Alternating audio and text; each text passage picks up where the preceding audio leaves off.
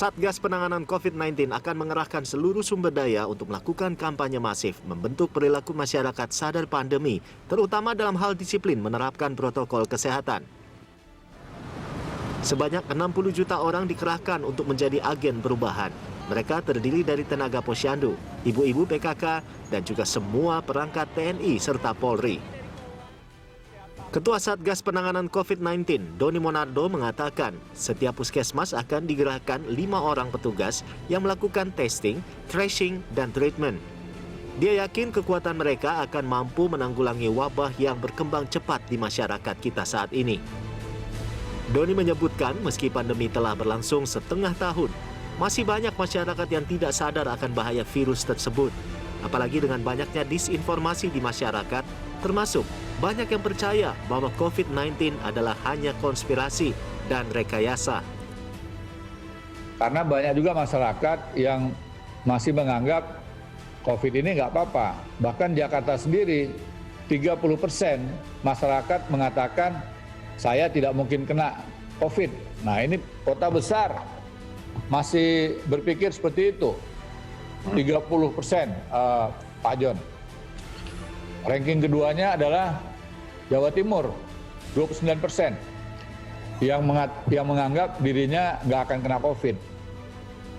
Nah, bagaimana kita harus memberikan penjelasan? Angka kasus COVID-19 yang sangat tinggi terjadi karena makin masifnya mobilitas masyarakat setelah berakhirnya fase PSBB ketat di sejumlah daerah. Masyarakat banyak mengeluh dan tidak bisa mentaati aturan menjaga jarak dan membatasi mobilitas dengan alasan tidak bisa mencukupi kebutuhan ekonomi. Pelonggaran PSBB awalnya diniatkan pemerintah untuk menggerakkan kembali roda perekonomian yang terpuruk karena pandemi. Namun di sisi lain, hal ini berdampak besar pada semakin terancamnya kesehatan masyarakat. Lalu apakah pandemi ini dapat diatasi hanya dengan mengandalkan perubahan perilaku masyarakat? Apakah upaya pemerintah untuk menyadarkan masyarakat akan bahaya COVID-19 sudah cukup maksimal? Yang pasti, virus corona masih mengancam siapa saja.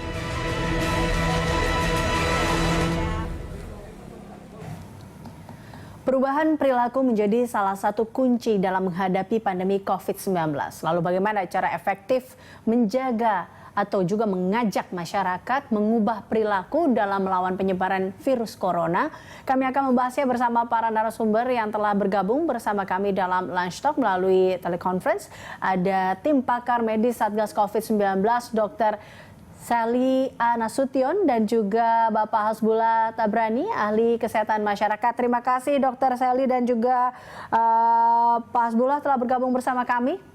Selamat siang, terima kasih sama-sama Mbak Elisa. Oke, saya ke Prof. Hasbullah terlebih dahulu. Prof, Anda sendiri melihat sebenarnya masyarakat itu seperti apa sih Prof saat ini? Karena tadi berdasarkan apa yang dikatakan oleh Doni Monardo bahwa 30% warga Jakarta saja yang terbilang kota besar masih nggak percaya kalau terkait dengan COVID ini. Bahkan berpikir bahwa tidak akan mungkin kena COVID-19. Ya, Mbak Elisa, perilaku itu tumbuh dipengaruhi dua faktor besar. Yang pertama adalah pengetahuan. Kalau dalam teori KAP namanya knowledge. Yang kedua aptitude, bagaimana perilakunya, bagaimana dia menjiwai pengetahuannya. Kalau dia mengetahui sesuatu itu memang berbahaya dan dia menjiwai, dia bisa merasakan, maka bisa timbul perubahan perilaku. Nah, di kondisi Jakarta yang begitu banyak penduduknya dan padat, perilaku masyarakatnya sangat dipengaruhi juga oleh informasi yang positif dan negatif. Yang saya maksudkan positif dari pemerintah dan kemudian negatif yang hoax yang tadi Pak Doni katakan ada yang nggak percaya. Nah ini yang menjadi perang informasi sehingga knowledge-nya, pengetahuan masyarakat menjadi campur baur sehingga menimbulkan sebuah fenomena di mana sebagian merasa walaupun tahu tapi tidak menjiwai karena dia merasa nggak apa-apa, saya tidak lihat barangnya di sekitar saya, nggak ada yang sakit. Nah, pikiran jangka pendek ini mempengaruhi perilakunya, itu satu. Yang kedua, kita juga mesti suka atau tidak suka mengakui bangsa kita ini umumnya bukan bangsa yang taat patuh pada pemerintah atau perintah-perintah untuk berdisiplin tinggi. Beda dengan saudara-saudara kita di utara, di Tiongkok, di Korea, di Jepang yang jauh lebih disiplin, termasuk di Thailand. Nah, kebiasaan yang kurang disiplin, tidak peduli dengan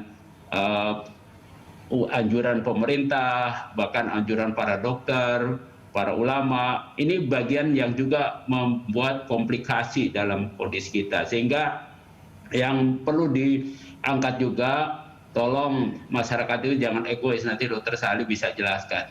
Kalau masyarakat semakin egois, tidak peduli, tidak mau dengar, teman-teman kita di klinik itu yang akan babak belur. Sekarang saya sudah sangat babak belur.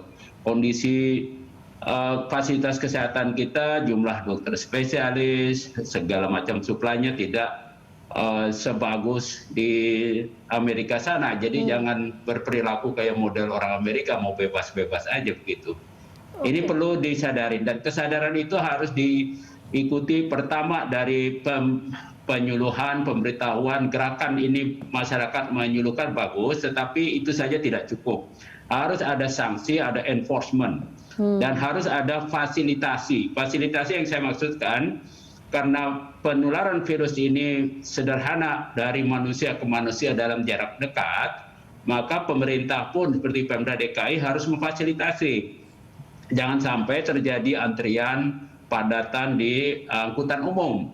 Itu harus difasilitasi. Mungkin harus diatur supaya jam kerjanya dibagi mulai dari jam 5 sampai masuknya mulai jam 3 sore begitu, sehingga di transport umum menjadi bisa longgar, nggak terpaksa mereka berdebatan. Nah, ini belum terwujud itu fasilitasinya. Harus ada hal-hal itu, begitu Mbak Elisa. Ya, kita juga lihat Prof, ini harus ada evaluasi tidak sih sebenarnya dari ya tadi ya, ini munculnya sebuah kesadaran dari masyarakat juga karena melihat bahwa apa yang dilakukan saat ini juga nampaknya belum serius kah, bisa dikatakan seperti itu?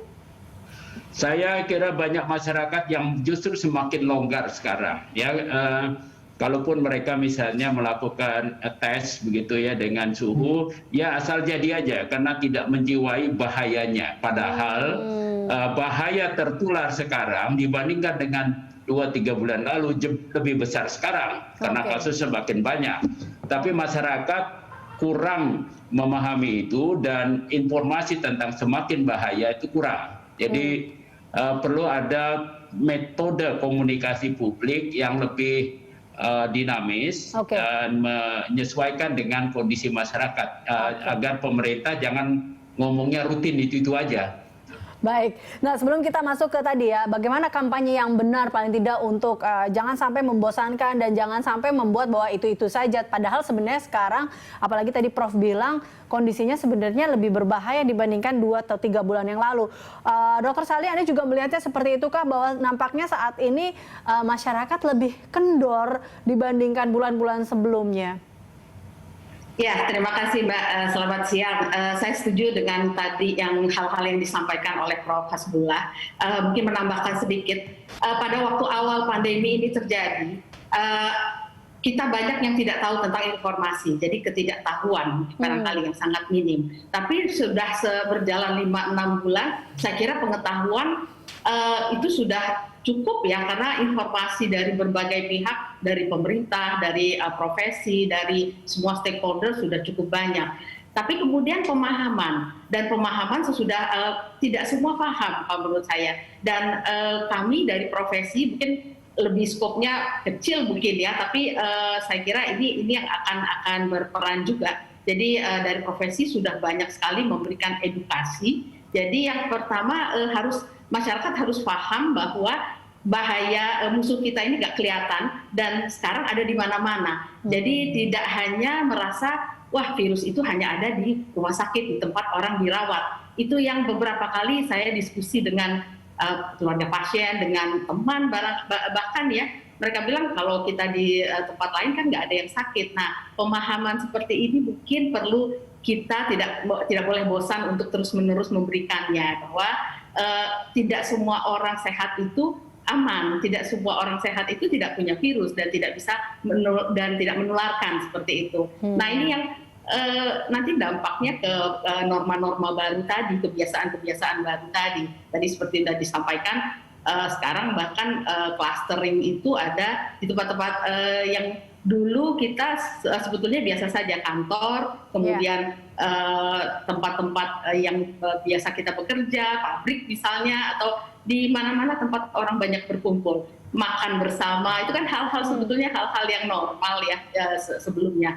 Nah ini yang perlu diberikan pemahaman kepada masyarakat, justru disitulah saat ini yang riskan untuk terjadinya penularan. Nah pemahaman ini sepertinya yang belum merata barangkali ya. Kalau pengetahuan mungkin masih belum 100%, tapi sudah pasti lebih banyak dibandingkan dengan 6 bulan yang lalu. Tapi sekarang pemahaman dan orang jangan memikirkan dirinya sendiri, karena apalagi dulu istilahnya OTG ya, orang tanpa gejala. Nah, dia bisa ada di mana saja, mungkin di sebelah kita, mungkin satu ruangan dengan kita, dan lain sebagainya. Dan yang perlu tadi saya setuju Prof. Hasbullah, law enforcement. Jadi contoh kecil aja mungkin Mbak Elisa saya berikan ya, di tempat-tempat umum termasuk di tempat kami bekerja di rumah sakit, aturan masuk lift gitu ya, itu kan sudah ada tandanya. Betul. Ya, tapi tidak bisa kita mengharapkan masyarakat kita otomatis mematuhi itu. Kan biasanya kalau belum penuh liftnya, oh ayo masuk lagi gitu ya, padahal kan sekarang nggak bisa seperti itu. Nah mungkin hal-hal seperti ini perlu ada yang jaga, jadi mengingatkan keamanan mungkin dan sebagainya. Jadi beda mungkin culture-nya dengan tempat-tempat lain. Itu mungkin dari saya. Kita ingat dulu sebelum di awal pada saat PSBB dimulai, kita ingat ada namanya new normal, kemudian adaptasi baru, lalu sekarang kita coba menyadarkan bagaimana caranya masyarakat betul-betul sadar tentang bahaya COVID-19 ini. Bagaimana caranya, kita akan membahasnya lebih lanjut lagi, Dr. Sari dan juga Prof. Hasbullah. Usai jeda, pemirsa tetaplah bersama kami dalam Lunch Talk.